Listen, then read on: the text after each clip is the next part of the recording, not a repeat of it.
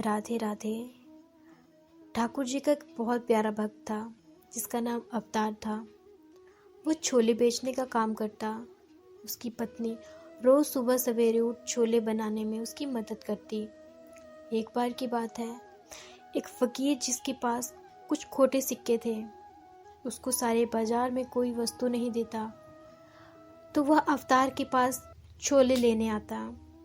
अवतार ने खोटा सिक्का देखकर भी उस फ़कीर को छोले दे दिए। ऐसे ही 4-5 दिन उस फ़कीर ने अवतार को खोटे सिक्के देकर छोले ले लिए और उसके खोटे सिक्के भी चल गए।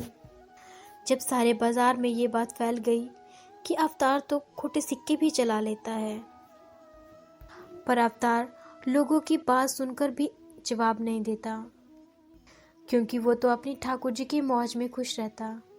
एक बार जब अवतार पाठ पढ़कर उठे, अपनी पत्नी से बोले, क्या छोले तैयार हो गए हैं?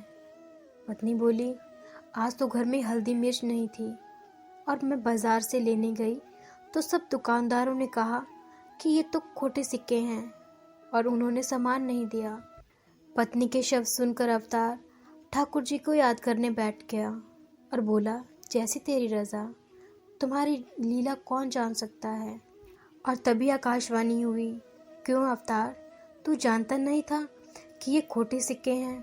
अवतार बोला, ठाकुर जी, मैं जानता था।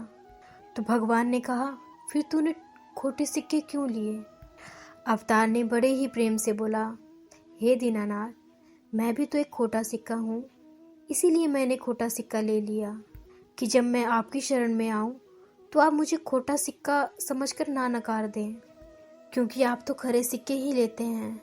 आप तो स्वयं सब जानते हैं, खोटे सिक्कों को भी आपकी शरण में जगह मिल सके। थोड़ी देर में दूसरी आकाशवाणी हुई, हे भले मानुष, तेरी हाजिरी कबूल हो गई है कि तू मेरा खोटा सिक्का नहीं, खरा सिक्का है। आखिर में यही कहना चाहूँगी कि जो भी कर्म करो, ठाकुर जी के चरणों में समर्पित करते रहो। फल के बारे में मत सोचो।